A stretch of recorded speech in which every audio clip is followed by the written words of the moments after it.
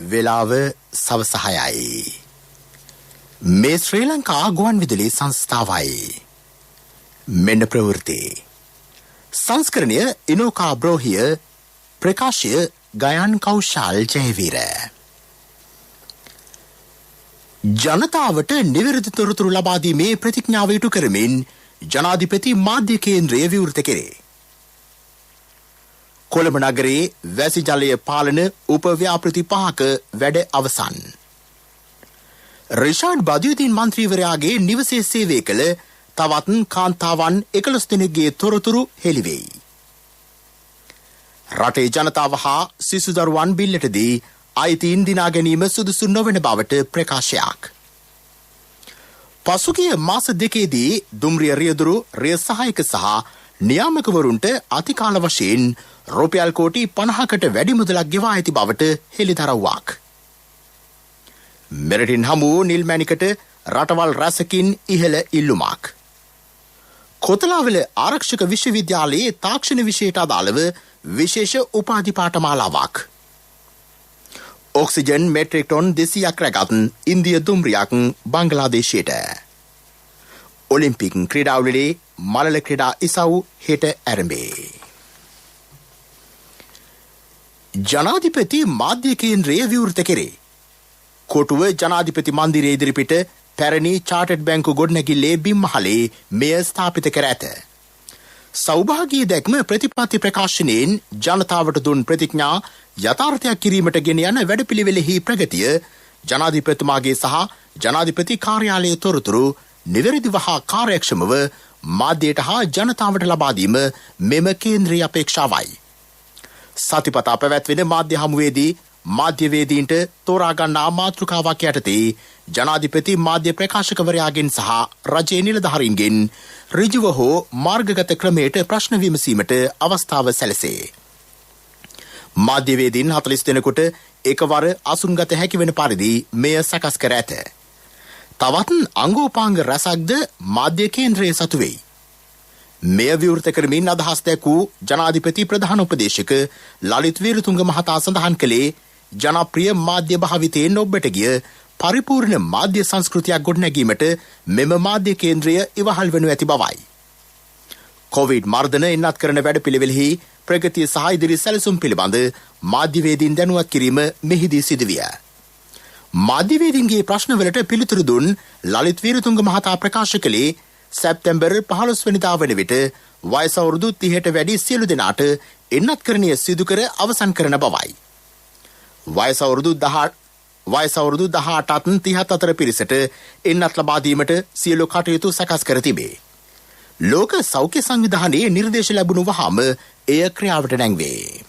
රාජකාරී වශයෙන්ම ඒ වගේම දේශපාලනික වශයෙන් සමාජීය වශයෙන් ආගමික වශයෙන් මේක විශාල කාර්යයක්. එය කියන්නේ ජනාධිපතිවරයෙකුට ජනාධිපති ලේකම් කෙනෙක් හැටියට හිටපු නිසා මට මේක බොහොම පැහැදිලිව කියන්නට පුළුවන්. ඒ කාර්යභාරය අතිමහත්. එවැනි කාර්යභාරයක් තුල නිතැතින්ම ප්‍රවෘත්ති ඇති වෙනවා. ඒ ප්‍රවෘත්ති හරියාකාරව රටට ලබා දීම අපේ යුතුයකමක්. ඒ වගේම එය නියමාකාරයට වාර්තා කිරීම ඔබේ වගකීම. ඉතින් ඒ නිසා මම හිතනවා මේ සංකලනය තුලින් තමයි අපිට නියම තොරතුරු සහ ප්‍රවෘත්ති ජනතාවට ලබා දෙන්න පුළුවන්. අද මේක අපේ අය පමණක් නෙමෙයි මුළු ලෝකයටම යන තොරතුරු ප්‍රවාහය. ලොකු ප්‍රවෘත්තියක් ඊයේ පෙරේදා තිබුණා මේ මැණිකක් හම්බුණා කියලා. මම දකින ලොකුම මැණික තමයි අද තොරතුරු. තොරතුරු සහ ඒ ආශ්‍රිත යම් කෙනෙකුට තියෙනවා නම් ඔහු ඉතා වටිනා පුද්ගලයෙක්.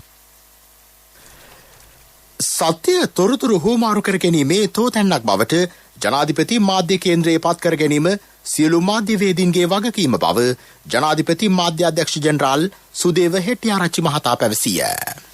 අලුත් ප්‍රවේශයකටයි අප මේ සූදානම් වන්නේ. අලුත් විවෘත ප්‍රවේශයකට. මේ ප්‍රවේශය මින් ඉදිරියට නිරන්තරයෙන් ඔබට සමීප වෙනවා. ඒ සමීප වීම තුළ ඔබට දැනගත යුතු ජනාධිපතිවරයා සහ ජනාධිපති ලේකම් කාර්යාලය හරහා ක්‍රියාත්මක වන කාරණා පිළිබඳව සියලු තොරතුරු නොවලහා ඔබට සමීප කරන්නටයි අපේ බලාපොරොත්තුව තියෙන්නේ. මෙය දිගු බැඳීමක දිගු සැබැඳියාවක ආරම්භයක් හැටියට අපි හැමෝම එකතු වෙලා ඉස්සරහට යන වැඩක් හැටියට මේ වැඩේ කරමු. ජනාධිපතිතුමාගේ සෞභාග්‍ය දැක්ම ප්‍රතිපත්ති ප්‍රකාශනයේ සඳහන් පරිදි ජනතාවට නිවැරදි තොරතුරු ලබා දීමේ ප්‍රතිඥාව ඉටු කිරීමක් ලෙස මෙම මාධ්‍ය කේන්ද්‍රය හඳුන්වා දිය හැකි බව ජනාධිපති මාධ්‍ය ප්‍රකාශක කින්ස්ලි රත්නායක මහතා පැවසීය. කොවිඩ් වසංගතය රටට පැමිණීදා සිට එන්නත්කරණය දක්වා රජයක් ලෙස ගනු ලැබූ ක්‍රියාමාර්ග ඔහු මෙහිදී දීර්ඝ වශයෙන් විස්තර කළේය. මෙම ක්‍රියාදාමයට සම්බන්ධ වී සිටින සෞඛ්‍යංශ ඇතුළු දායකත්වය ලබා දුන් සියලු ශ්‍රේෂ්ඨ සමාජිකයන්ට ජනාධිපතිතුමාගේ කෘතඥතාව පළ කෙරෙන බව හෙතෙම කීවේය. අපේ රටේ පළමු ශ්‍රී ලාංකික කොවිඩ් රෝගියා පහුගිය අවුරුද්දේ මාර්තු මාසයේ 11 වෙනිදා වාර්තා වුණා. එදිනම කොවිඩ් ගෝලීය වසංගතයක් බව ලෝක සෞඛ්‍ය සංවිධානය ප්‍රකාශයට පත් කළා. ඒත් එක්කම කොවිඩ් රෝගය වැළඳුණු සියලු දෙනාටම රජයේ මැදිහත් වෙලා ප්‍රතිකාර සිදු කරන්න රජයේ කැපවීම ක්‍රියාත්මක කරන්න පටන් ගත්තා. කොවිඩ් රෝගීන් ඇසුරු කළ සියලු දෙනා බුද්ධ්‍යංශවල සහයෝගයෙන් සොයාගෙන ඔවුන්වත් නිරෝධායනය කිරීමට කටයුතු කළා. වසංගතයෙන් ජනතාව ආරක්ෂා කරගන්නට නිරෝධායන ඇඳිරි නීතිය පනවන්නට රජය ක්‍රියා කළා. මේ කාලය තුල ආදායම් මාර්ග අහිමි වුණු පවුල් ලක්ෂ 59ක් වෙනුවෙන් රුපියල් 5000ක දීමනාව දෙවරක්ම ලබා දෙන්න රජය කටයුතු කළා. පහුගිය සිංහල අලුත් අවුරුදු කාලයේ ජනතාව කණ්ඩායම් විදිහට සංචාරය කිරීමේ ප්‍රතිඵලයක් විදිහට කොවිඩ් 3 වන රැල්ලකට ශ්‍රී ලංකාව මේ වෙද්දී මුහුණ දෙමින් සිටිනවා. කොවිඩ් වසංගතයට මුහුණ දීමට අවශ්‍ය සමාජ හා සෞඛ්‍ය යාන්ත්‍රණය ශක්තිමත් කරන අතරම කොවිඩ් මර්ධන එන්නත හා පරීක්ෂණ පිළිබඳව ජනාධිපතිතුමාගේ අවධානය යොමු වුණා.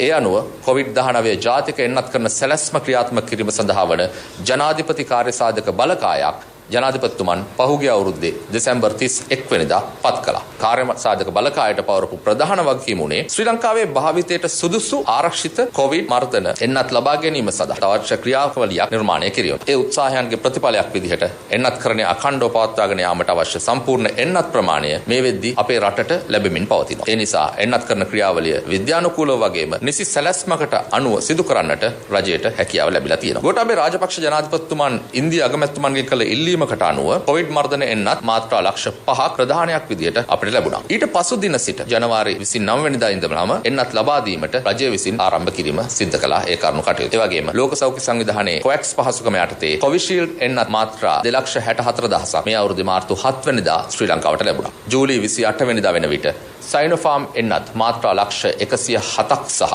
කොවිෂීල්ඩ් එන්නත් මාත්‍රා 12,64,000ක් ශ්‍රී ලංකාවට ලැබී තිබේ. ඊට අමතරව ස්පුට්නික් එන්නත් මාත්‍රා 1,80,000ක් සහ ෆයිසර් එන්නත් මාත්‍රා 2,02,200ක් අපිට ලැබී තිබෙනවා. කොවිඩ් මර්ධන එන්නත්කරණය වැඩසටහනට භාවිතා කරන්නේ ලෝක සෞඛ්‍ය සංවිධානය අනුමත කරන ලද එන්නත් වර්ග පමණයි. සංඛ්‍යාත්මක වශයෙන් ගත්තොත් ලක්ෂ 82කට වැඩි පිරිසක් මේ වන විට කොවිඩ් මර්ධන එන්නතක පළමු මාත්‍රාව ලබාගෙන තිබෙනවා. ඒ වගේම ලක්ෂ 18කට වැඩි පිරිසක් දෙවන එන්නත් මාත්‍රාව ලබාගෙන තිබෙනවා. ඊයේ වන විට කොළඹ දිස්ත්‍රික්කයේ වයස අවුරුදු 30ට වැඩි පිරිසෙන් 84%කට පළමු මාත්‍රාව ලබා දීලා තිබෙනවා. ඒ වගේම ගම්පහ දිස්ත්‍රික්කයේ පළමු මාත්‍රාව 93%කට වැඩි පිරිසක් ලබාගෙන තිබෙනවා. කළුතර දිස්ත්‍රික්කයේ මේ ප්‍රතිශතය 85% ඉක්මවා ගොස් තිබෙනවා. මාතලේ දිස්ත්‍රික්කයේ වයස අවුරුදු 30ට වැඩි පුද්ගලයන්ගෙන් 99%කට වඩා වැඩි පිරිසක් පළමු එන්නත් මාත්‍රාව ලබාගෙන තිබෙනවා. රෝගී වෙලා නිවෙස් වලින් බැහැර වෙන්න නොහැකි අය වෙනුවෙන් ජංගම එන්නත් කරන සේවාවක් ජනාධිපතිතුමන්ගේ උපදෙස් මත දැනටමත් ක්‍රියාත්මක වෙනවා. මේ ආකාරයට සියලුම පුද්ගල කාණ්ඩ ආවරණය වන ආකාරයේ එන්නත් කරන වැඩපිළිවෙලක් රජය ක්‍රියාත්මක කරමින් සිටිනවා. අවසාන වශයෙන් මේ එන්නත් කරන වැඩසටහන සාර්ථක කරගන්න කැපවීමෙන් කටයුතු කළ සෞඛ්‍ය හා ආරක්ෂක අංශවල සියලු දෙනාට වගේම අනෙකුත් රාජ්‍ය හා පෞද්ගලික අංශයන්හි සියලු දෙනාටම ජනාධිපතිතුමන් සිය ස්තුතිය පළ කර සිටිනවා. එන්නත් කරන පිළිබඳ පතුරවන ව්‍යාජ ප්‍රචාරවලට නොරැවටි කොවිඩ් මර්ධන එන්නත් ලබා ගන්නා ලෙසත් කොවිඩ් වසංගතය නිසා මතුව ඇති සමාජ ආර්ථික අභියෝග ජය ගැනීමට රජයට සහයෝගය ලබා දෙන ලෙසත් ජනාධිපතිතුමා සියලු දෙනාගෙන් ඉල්ලා සිටිනවා.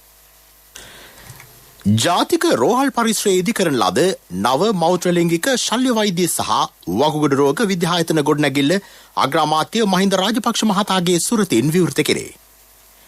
EM මැලිබන් ටෙක්ස්ටයිල්ස් පෞද්ගලික සමාගම සිය පූර්ණ ධන පරිත්‍යාගයෙන් මෙම තෙමහල් ගොඩනැගිල්ල ඉදි කර ඇත.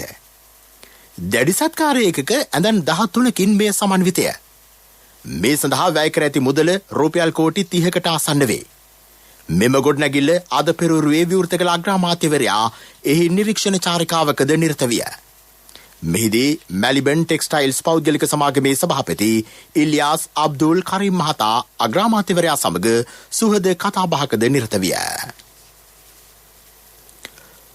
කොළඹ අගනගරය ආශ්‍රිත නාගරික සංවර්ධන ව්‍යාපෘතියට අදාළ උපව්‍යාපෘති 5ක වැඩ අවසන් කෙරේ. අග්‍රාමාත්‍ය මහින්ද රාජපක්ෂ මහතාගේ උපදෙස් මත මෙම ව්‍යාපෘතිය ශ්‍රී ලංකා ඉඩම් සංවර්ධනය කිරීමේ සංස්ථාව ක්‍රියාත්මක කළේය. වැසි ජලයෙන් යටවන කොළඹ නගරය මුදා ගැනීම සඳහා මෙම ව්‍යාපෘති ක්‍රියාත්මක කෙරිණ. මේ යටතේ මරදානේ ශාන්ත සෙබස්තියන් දකුණු ඇලමාර්ග පොම්පාගාර ව්‍යාපෘතිය, ශාන්ත සෙබස්තියන් උතුරු ඇලමාර්ග පොම්පාගාර ව්‍යාපෘතිය, කොළොන්නාව කළුපාලම ඇලමාර්ග ගේට්ටුව ව්‍යාපෘතිය, ගොතටුව ඇලමාර්ග ගේට්ටුව, අඹතලේ ඇලමාර්ග පොම්පාගාර ව්‍යාපෘති යන උප ව්‍යාපෘතිවල වැඩ අවසන් කර තිබේ. වසර ගණනාවක් පුරා සිදු කළ ප්‍රායෝගික පරීක්ෂණවලින් පසු ක්‍රියාවට නැග වූ මෙම ව්‍යාපෘති මගින් ජලගැලීම් සාර්ථක ලෙස පාලනය කිරීමට හැකි වූ බව ව්‍යාපෘතියේ අධ්‍යක්ෂ AW තුෂාරි මහත්මිය සඳහන් කරයි. මෙම සෑම පොම්පාගාරයක්ම පාලන මැදිරියකින් සමන්විත වේ. කොළඹ අගනගර වැසි ජලය පාලනය කිරීමේ ව්‍යාපෘතිය සඳහා සමස්ත ආයෝජනය ඇමරිකානු ඩොලර් මිලියන 321කි. ඉන් ඩොලර් මිලියන 213ක් ලෝක බැංකු සහනදායි ණය පදනම මත ලබා දී තිබේ. ශ්‍රී ලංකා රාජ්‍ය ඩොලර් මිලියන 108ක් ආයෝජනය කර ඇත. රිෂාඩ් බදියුදීන් මන්ත්‍රීවරයාගේ නිවසේ මෙහෙකාර සේවයේදී සිටියේදී පිලිසී මියගිය දැරියගේ දේහය හෙට යලි ගොඩ ගැනේ. ඒ සම්බන්ධයෙන් කොළඹ අපරාධ කොට්ටාශයේ නිලධාරීන් කණ්ඩායමක් නුවරඑළිය මහේස්ත්‍රාත් ලුෂිකා කුමාරී ජයරත්න මහත්මිය හමුවේ අද කරුණු වාර්තා කළේය. දේහය යලි ගොඩ ගැනීමට අදාළව ලැබුණු අධිකරණ නියෝගය සම්බන්ධයෙන් ඔවුහු එහිදී කරුණු වාර්තා කළහ. මේ අතර රිෂාඩ් බදියුදීන් මන්ත්‍රීවරයාගේ නිවසේ තවත් කාන්තාවන් 11 දෙනෙකු සම්බන්ධයෙන් තොරතුරු අනාවරණ වී ඇත. ඔවුන්ගෙන් 5 දෙනෙකුගෙන් ප්‍රකාශ ලබාගෙන ඇතැයි පොලිස් මාධ්‍ය ප්‍රකාශක ජ්‍යෙෂ්ඨ නියෝජ්‍ය පොලිස්පති අජිත් රෝහණ මහතා පවසයි. එම සියලු දෙනා ඩයගම ප්‍රදේශයේ පදිංචිකරුවෝ වෙති. දැරියගේ මරණය සම්බන්ධයෙන් වැඩිදුර පරීක්ෂණ සඳහා ඩයගමට ගොස් සිටින ප්‍රධාන පොලිස් පරීක්ෂක වරුණී බෝගහවත්ත මහත්මිය ඇතුළු කණ්ඩායම බොහෝ පිරිසගෙන් ප්‍රකාශ ලබාගෙන ඇත. බදියුදීන් මහතාගේ නිවසේ සේවය සඳහා අදාළ තැරවකරු බාලවයස්කාර දැරියන් ඇතුළු 11 දෙනෙකු රැගෙන වී තිබේ. ඔවුන් හඳුනාගෙන ඇති අතර දීර්ඝව ප්‍රශ්න කෙරේ. මේ ප්‍රවෘත්ති ශ්‍රී ලංකා ගුවන්විදුලි සංස්ථාවෙන්.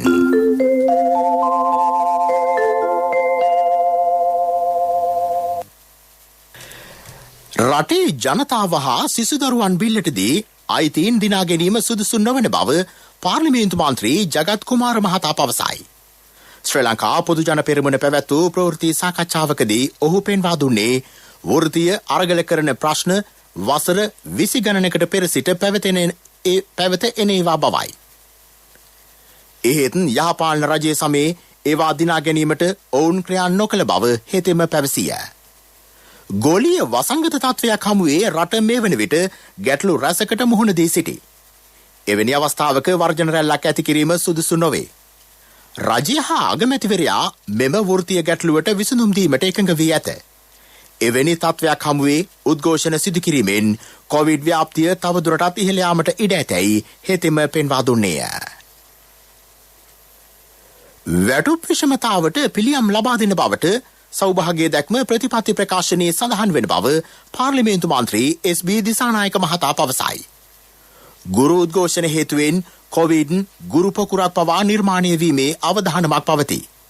සමස්ත ලෝකයේම කොරෝනා ව්‍යසනයට මුහුණ දී ඇති අවස්ථාවක මෙලෙස උද්ඝෝෂණ පැවැත්වීම සුදුසු නොවන බව ජාතික ගුවන්විදුලියේ 10/7 වැඩසටහනට අද එක්වෙමින් ඔහු කීවේය.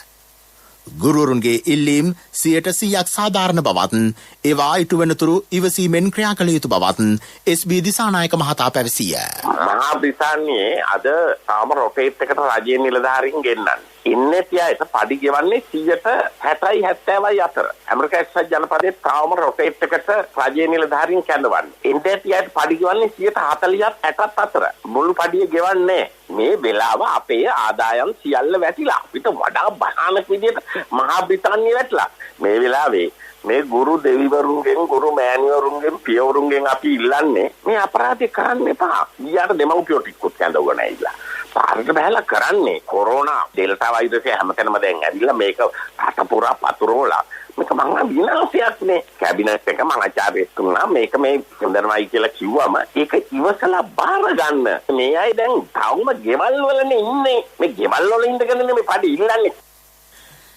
රජය ගෙන යන ජනතාවාදී වැඩපිළිවෙල අසාර්ථක කිරීම සඳහා විපක්ෂය සහ ඊනියා වෘත්තීය සමිතිය ගෙන යන දේශද්‍රෝහී වැඩපිළිවෙල පිළිකුලින් යුතුව හෙලා දකින බව දේශප්‍රේමී එක්සත් ජාතික පක්ෂයේ ප්‍රධාන ලේකම් සුගත් හේවාපතිරණ මහතා ප්‍රකාශ කරයි. කොවිඩ් වසංගතය හමුවේ විදේශ විනිමය උත්පාදනය කළ සංචාරක කර්මාන්තය බිඳ වැටී තිබේ. විදේශගත ශ්‍රමිකයන්ගෙන් ලැබුණු ආදායමද පහළ ගොස් ඇත. වසර 40කට වැඩි කාලයක් පුරා රටේ සංවර්ධනය වෙනුවෙන් ලබාගත් විදේශ ණයවාරික ගෙවීමේ වගකීමද රජය සතු වේ. මෙවන් අවධියක ගුරුවරුන් කම්කරුවන් හා ශිෂ්‍යයන් යොදා ගනිමින් ක්‍රියාවට නංවා ඇති දේශද්‍රෝහී කුමන්ත්‍රණය පරාජය කිරීමට පෙළගැසෙන ලෙස ඔහු ජනතාවගෙන් ඉල්ලීමක් කරයි. රජය පළමු කොට සියලු ගුරුවරුන්ට එන්නත් කරණයට ලක් කරලා පුළුවන් ඉක්මනට පාසල් විවෘත කරන්න උත්සාහ කරමින් සිටිනවා. මෙවන් මොහොතක තමයි මේ රටේ අවුල් ජාලාවක් ඇති කරන්න කටයුතු කරන බලලෝභී විපක්ෂයයි මේ විපක්ෂය සමග අත්වැල් බැඳගත් ජනතා විමුක්ති පෙරමුණ සහ සෙසු වෘත්තීය සමිති ආයතන විශේෂයෙන්ම NGO මත යැපෙන ওই ජෝසප් ස්ටාලින් වැනි පුද්ගලයන් මෙහෙවන වෘත්තීය සමිති හරහා දැවැන්ත වෘත්තීය සමිති ව්‍යාපාරයක් අරගෙන ගිහිල්ලා මේ රට අපහසුතාවයට පත් කරන්න බලාපොරොත්තු වෙන ගමනක පළවෙනි පියවර තමයි මේ ගුරුවරු යොදාගන්නේ. දැන් ගුරුවරුන්ගේ සහ විදුහල්පතිවරුන්ගේ මේ වැටුප් විෂමතාව ඉවත් කරපු ගමන් එයාගේ වැටුප් තල ඉහළට යනවා. එතකොට මේ දිහා බලාගෙන ඉන්න සෙසු රාජ්‍ය සේවකයෝ පාරට එනවා. මේක ගුරුවරුන්ගෙන් හමාර වෙන සටනක් නෙමෙයි. සැබෑ ගුරුවරු නෙමෙයි මේ සටනේ ඉන්නේ. පැහැදිලිවම සජිත් ප්‍රේමදාසගේ අනුර කුමාර දිසානායකගේ කුලියට ගෙන ආපු සෙනග අරගෙන තමයි අද මහපාරේ සද්ද කරන්නේ. ඒක නිසා අපි පැහැදිලිවම කියනවා හෙට දවසේ පැය 24ක් පැය 48ක් ඇතුළත රටකින් තියෙන වැඩපිළිවෙල අතහැරියේ නැත්නම් අපටත් සිද්ධ වෙනවා මේ සටන මහපාරේ පරාජය කරන්න පිරිස් එකතු කරලා අරගෙන එන්න. දුම්රිය දෙපාර්තමේන්තුව පාඩු සහිතව පවත්වාගෙන යන ආයතනයකි. එහෙත් රජයේ සෙසු දෙපාර්තමේන්තු හා සසඳන විට වැඩිම අතිකාල මුදලක් ලබා ගන්නේ එහි සේවක කොටස් කිහිපයක් පමණි. පසුගිය මැයි සහ ජූනි මාසවලදී දුම්රිය රියදුරු රිය සහායක සහ දුම්රිය නියාමක තනතුරු සඳහා අතිකාල වශයෙන් පමණක් රුපියල් කෝටි 50කට අධික මුදලක් ගෙවා තිබේ. රියදුරන්ට සහ රිය සහායකවරුන්ට මැයි මාසයේදී අතිකාල වශයෙන් ගෙවා ඇති මුදල රුපියල් 4 කෝටි 99 ලක්ෂ 80000ක් පමණ වෙයි. ඔවුන්ට ජූනි මාසයේදී ගෙවා ඇති අතිකාල මුදල රුපියල් 6 කෝටි 23 ලක්ෂයකට ආසන්න වෙයි. දුම්රිය නියාමක තනතුරුවලට මැයි මාසයේදී අතිකාල වශයෙන් ගෙවා ඇති මුදල රුපියල් 17 කෝටි 32 ලක්ෂයකට ආසන්නය. ජූනි මාසයේදී එම තනතුරට අදාළව අතිකාල ලෙස රුපියල් 18 කෝටි 65 ලක්ෂයකට වැඩි මුදලක් ගෙවා තිබේ. මේට අමතරව මෙම නිලධාරීන්ගේ වැටුපට ගමන් වියදම් සහ වෙනත් ගෙවීම්ද ඇතුළත් වේ. දුම්රිය රියදුරු රිය සහායක සහ නියාමක තනතුරුවලට අමතරව අතිකාල ලබන තවත් තනතුරු ගණනාවක් පවතී. දුම්රිය දෙපාර්තමේන්තුව මාසිකව ලබන ආදායම මෙන් දෙගුණයක් පමණ අතිකාල වශයෙන් මෙම නිලධාරීන්ට ගෙවනු ලබයි. රුපියල් කෝටි ගණනක් වූ මෙම විශාල මුදල රාජ්‍ය භාණ්ඩාගාරයේ මුදල් වලින් ගෙවනු ලැබේ.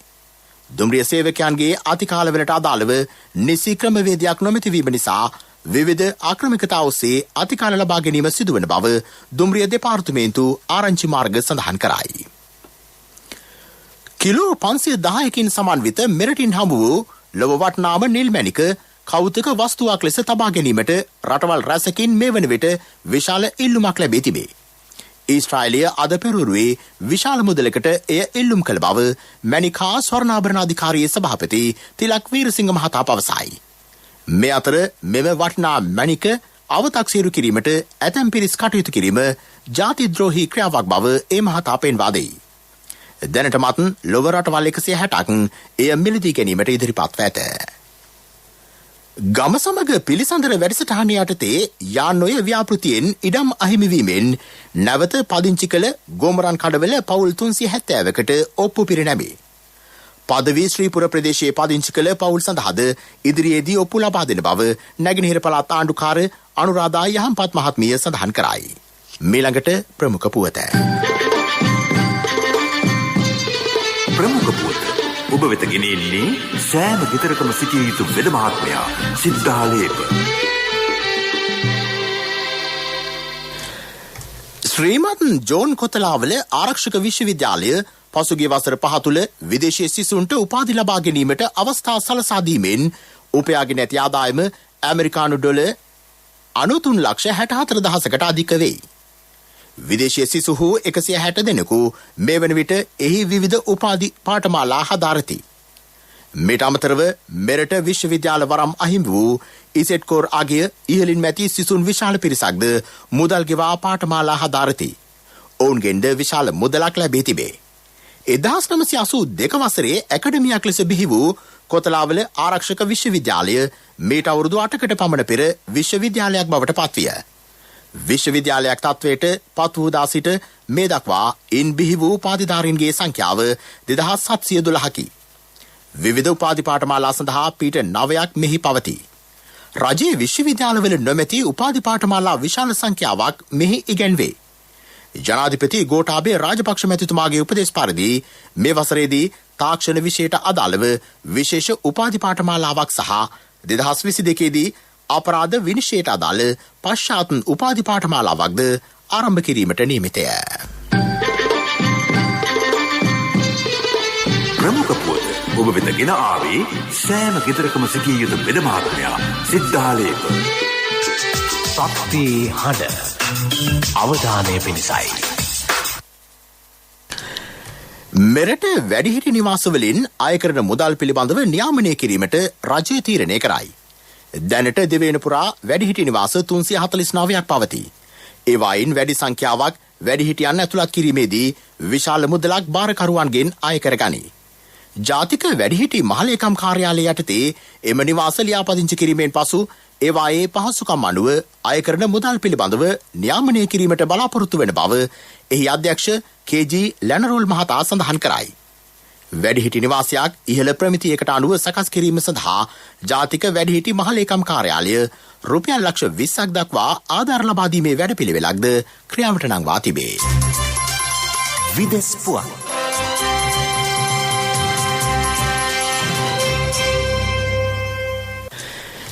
ඉන්දියා අගමැති නරේන්ද්‍ර මෝදි මහතා ඇමරිකානු රාජ්‍ය ලේකම් ඇන්ටනි බ්ලින්කන් මහතා මුණ ගැසෙයි. එම හමුව නවදිල්ලි නගරයේදී ඊයේ පැවැත්වින. මෙම හමුවේදී දෙරට අතර පවතින ගැඹුරු සබඳතා පිළිබඳව අග්‍රාමාත්‍යවරයා බ්ලින්කන් මහතාව දැනුවත් කර තිබේ. ඉදිරියටත් ප්‍රජාතන්ත්‍රවාදය නිදහස ඇතුළු වටිනාකම් සඳහා කැපවන බව ඔහු ප්‍රකාශ කර ඇත. අගමැතිවරයා වැඩිදුරටත් පෙන්වා දී ඇත්තේ ඇමරිකාවේ ජීවත් වන ඉන්දිය ඩයස්පෝරාව දෙරටේ ද්විපාර්ශවික සබඳතා ශක්තිමත් කිරීමට විශාල දායකත්වයක් ලබා දෙන බවයි. ඔක්සිජන් මෙට්‍රික් ටොන් 200ක් රැගත් දෙවන දුම්රිය ඉන්දියාවේ සිට බංග්ලාදේශයේ බලා අද පෙරහරුවේ පිටත්ව ගොස් තිබේ. මේ වන විට බංග්ලාදේශයේ කොවිඩ් ආසාදිතයන්ගේ සංඛ්‍යාව සීග්‍රයෙන් ඉහළ යමින් පවතී. මරණද ඉහළ ගොස් තිබේ. ඒ අනුව ඔක්සිජන් අවශ්‍යතාවද වැඩි වී ඇත. ඉකුත් සෙනසුරාදාද ඔක්සිජන් රැගත් පළමු දුම්රිය බංග්ලාදේශයට පිටත් කර හැරීමට ඉන්දියාව ක්‍රියා කළේය. බංග්ලාදේශයෙන් ඊයේ වාර්තා වූ කොවිඩ් ආසාදිතයන්ගේ සංඛ්‍යාව 15230කි. ජපානයේ ටෝකියෝවට දිස්ත්‍රික්ක 3ක් සඳහා හදිසි තත්ත්වයක් ප්‍රකාශයට පත් කිරීමට එරට රජයේ අවධානය යොමු වේ. කොරෝනා වසංගතය ඉහළ යාම සැලකිල්ලටගෙන විද්වත් මණ්ඩලයක් ලබා දී ඇති උපදෙස්වලට අනුව මෙම පියවර ගැනීමට නියමිතයි. ඒ අනුව සයිටාමා, චීබා සහ කනගාවා දිස්ත්‍රික්ක සඳහා හදිසි තත්ත්වයක් ප්‍රකාශයට පත් කිරීමට නියමිතයි. තිරසර සංවර්ධනයක පුවත් සම්පින්ඩනය සංවර්ධන පුවත් ඔබ වෙත ගෙනෙන්නේ නවීන තාක්ෂණයේ බලමහිමය මෙල්වා QST අපේ රටේ අපේම දෙයක්. යාපනයේ මහනගර සභා බල ප්‍රදේශයට පිරිසිදු පානීය ජලය ලබා දීමේ ව්‍යාපෘතියක් ක්‍රියාවට නැංවේ. මෙම බල ප්‍රදේශය තුළ 1,50,000ක පමණ පිරිසක් ජීවත් වෙති. දෛනිකව විශාල පිරිසක්ද තම අවශ්‍යතා ඉටු කර ගැනීම සඳහා මෙම ප්‍රදේශයට පැමිණෙති. වත්මන් රජය හඳුන්වා දී ඇති රෝපෑන්ට් ව්‍යාපෘතිය මගින් ජනතාවට පිරිසුදු පානීය ජලය ලබා දීමට නියමිතය. පසුගිය රජයේ සමයේ ඉරණමඩු ජල ව්‍යාපෘතිය මගින් යාපනයට ජලය ලබා දීමට කටයුතු කෙරිණ. එහෙත් ඇතැම් දේශපාලඥයන්ගේ ක්‍රියාකලාප හේතුවෙන් එය අතරමඟ ඇන හිටන. තිරසර සංවර්ධනයක පුවත් සම්පින්ඩනය සංවර්ධන පුවත් ඔබ වෙත ගෙන ආවේ මහත්තයා ගේ හදනව නේද? ඔව් මුදලාලි. මම මේ ආවෙත් හොඳ කම්බි ටිකක් ගන්න කියලා. මම දෙන්නම් මහත්තයාට ඉස්තරම්ම කම්බි જાතිය. මට ඕන මුදලාලි මෙල්වා කම්බි. මෙල්වම තමයි මහත්තයා මේ අලුත්ම මෙල්වා QST කම්බි. ලෝකේ දියුණු රටවල් ඔක්කොම පාවිච්චි කරන්නේ QST කම්බි. මට මුදලාලි මිලිමීටර් 16 කම්බි වලින් දෙන්නකෝ. බය වෙන්න එපා මහත්තයා. මිලිමීටර් 10 ඉඳලා 32 වෙනකල්ම SLS සහතිකෙත් තියෙනවා. අනික ඕන හાર્ඩ්වෙයාර් එකකින් ගන්නත් පුළුවන්. නවීන තාක්ෂණයේ බලමහිමය මෙල්වා QST අපේ රටේ අපේම දෙයක්. ක්‍රීඩා පුවත්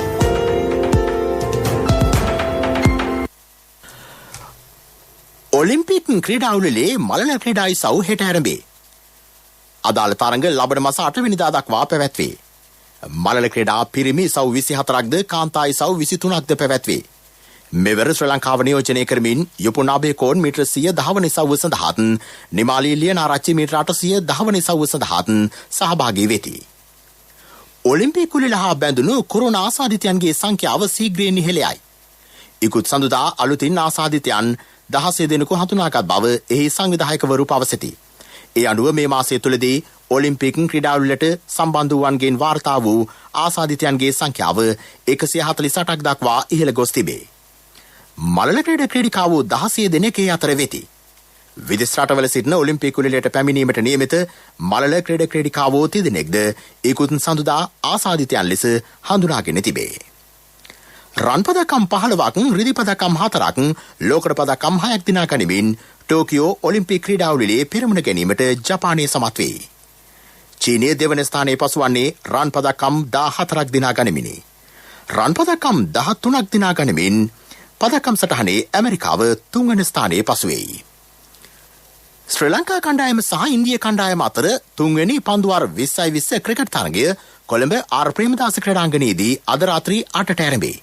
තරගාවලියේ කණ්ඩායම් දෙකම එක් තරගයේ බැගින් ජය ලබා සම තත්වයේ පසුවේ. ආබාධයක් හේතුවෙන් ඉසුරු දාන අද තරගයට සහභාගී නොවේ.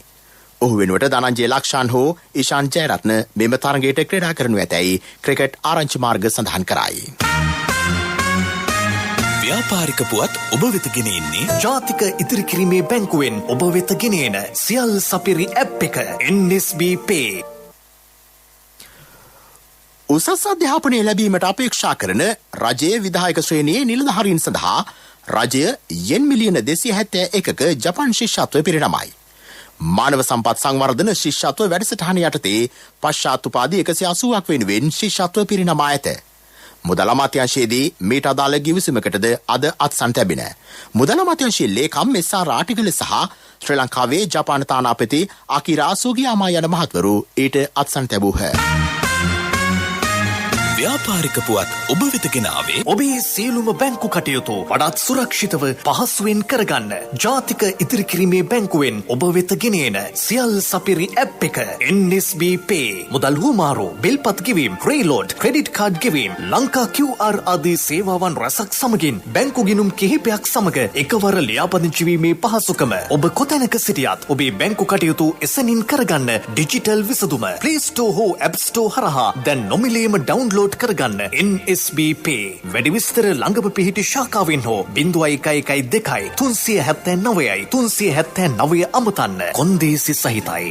මගේ මහත්තයා දාපු මේ රත්තරන් මුද්ද තමයි මගේ ජීවිතේ. LOLC එකට ඔයාලගේ රත්තරන් පණ වගේ. ඔයාලගේ රන් බහන්න අපි ළඟ තියනකල් ඔයාලට ජීවිත රක්ෂණයකුත් දෙන්නේ අපි විතරයි. වෙලාවට ගෙවා ගන්න බැරි වුණොත් ඔයාලගේ රත්තරන් කොහොම හරි ඔයාලටම දෙන එකයි අපේ ප්‍රතිපත්තිය. LOLC එක කරන ගනුදෙනුවක් රත්තරන් වටින ගනුදෙනුවක් කියන්නේ ඒකනේ. LOLC ෆයිනෑන්ස් රන්සවි රන්නය සේවාව. රත්තරන් කිරිඳිඔය ව්‍යාපාරයේ යලකන්නේ අස්වැන්න නෙලීමත් සමග 3 වෙනි කන්නේ සඳහා ඉපනැල්ලේ මුං වැපිරීම මේ දිනවල සිදු කෙරේ. යෝධවැව ව්‍යාපාරයෙන් ආරම්භ කළ එම වැඩපිළිවෙල මේ වන විට බෙරලිහෙළ සීනිමුත්ත වීරවිල ප්‍රදේශවල ආකර දසදහසකට වැඩි කුඹුරුයාය ආශ්‍රිතව සිදු කෙරේ. කිරිඳිඔය ව්‍යාපාරයේ වැඩිම බිම් ප්‍රමාණයක් 3 වෙනි කන්නේ ඉපනැල්ලේ මුං වගාව සිදු කරන්නේ මෙවර බව හම්බන්තොට දිස්ත්‍රික් කෘෂි කර්මාධ්‍යක්ෂ හේමන්ත අමරසිංහ මහතා සඳහන් කරයි. යුතුයකම් වගකීම් එක්ක සල්ලි ඉතුරු කරන්න ලේසි නෑ. ඔබේ ස්ථාවර තැන්පතට ආකර්ෂණීය පොලියක් හා ආරක්ෂාවක් දෙන්න අපි පොරොන්දු වෙන්නේ ඒකයි. LOLC Finance ස්ථාවර තැන්පතු ඉතිරිය උතුරන්න. 2001 දෙසැම්බර් 13 වෙනි දින නීතිගත කරන ලද LOLC Finance PLC ICRA Lanka limited වෙතින් SLA ස්ථාවර ශ්‍රේණිය ලබා ඇත. 2011 අංක 42 දරන මුදල් ව්‍යාපාර පනත යටතේ ශ්‍රී ලංකා මහ බැංකුවේ මුදල් මණ්ඩලය වෙතින් බලපත්‍රලාභී මුදල් සමාගමකි.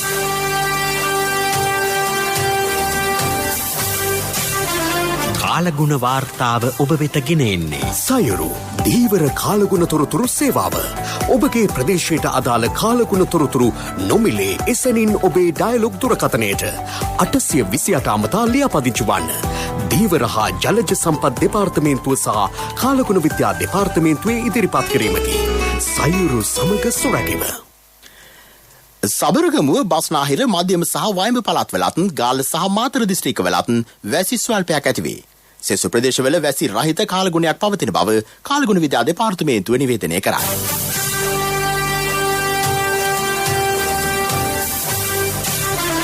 කාලගුණ වාර්තාව ඔබ වෙත ගෙන ආවේ. සයුරු දීවර කාලගුණ තොරතුරු සේවාව. ඔබගේ ප්‍රදේශයට අදාළ කාලගුණ තොරතුරු නොමිලේ එසැනින් ඔබේ ඩයලොග් දුරකථනයට 828 අමතා ලියාපදිංචි වන්න. දීවර හා ජලජ සම්පත් දෙපාර්තමේන්තුව සහ කාලගුණ විද්‍යා දෙපාර්තමේන්තුවේ ඉදිරිපත් කිරීමකි. සයුරු සමග සුරැකීම. ප්‍රවෘත්ති අවසන් කිරීමට යලි සිරස්තල. ජනතාවට නිවැරදි තොරතුරු ලබා දීමේ ප්‍රතිඥාව ඉටු කරමින් ජනාධිපති මාධ්‍ය කේන්ද්‍රය විවෘත කෙරේ. කොළඹ නගරයේ වැසි ජලය පාලන උපව්‍යාපෘති 5ක වැඩ අවසන්. රිෂාඩ් බදියුදීන් මන්ත්‍රීවරයාගේ නිවසේ සේවය කළ තවත් කාන්තාවන් 11 දෙනෙකුගේ තොරතුරු හෙළිවෙයි. රටේ ජනතාව හා සිසු දරුවන් බිල්ලටදී අයිතින් දිනා ගැනීමට සුදුසු නොවන බවට ප්‍රකාශයක්.